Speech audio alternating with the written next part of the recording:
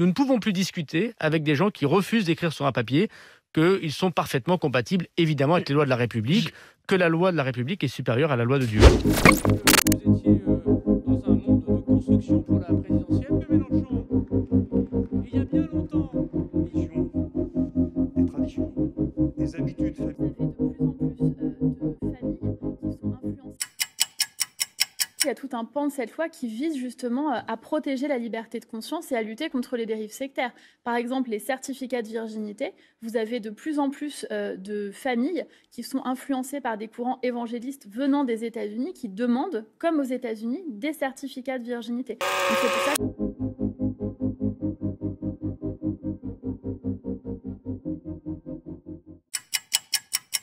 Ce n'est pas nouveau que les religions veuillent prendre la main sur la vie des gens à travers l'école, les clubs sportifs, tout un tas d'organisations. Ça a existé à d'autres époques en France massivement avec la religion catholique. On pouvait dire c'est du berceau à la tombe. Et la République a aussi l'idée, non pas de s'occuper des citoyens du berceau à la tombe, mais d'offrir d'autres possibilités de s'émanciper.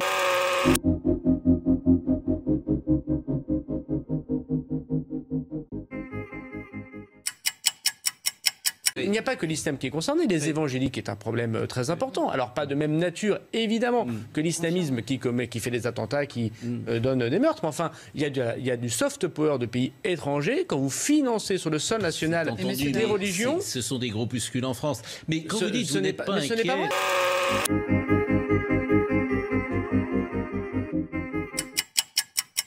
Savez-vous que le voile d'une mariée chrétienne signifie le fait qu'il y a une soumission de la femme à son époux. Je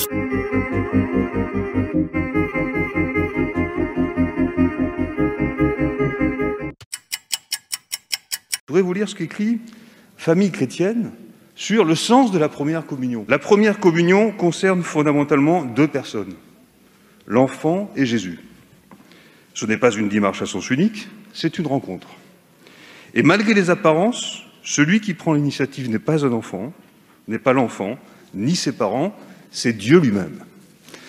Nous pouvons par conséquent nous dire que dans les religions, la question du consentement de l'enfant mineur, la question des pressions, des traditions, des habitudes familiales, elle existe.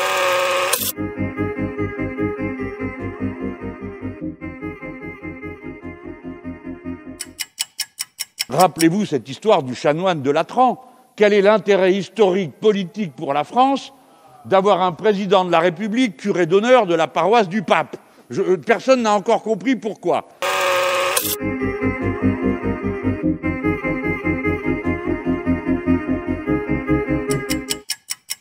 Est-ce qu'en France, un citoyen peut quitter une religion sans être menacé ou inquiété? Non, mes chers collègues, ce n'est pas vrai.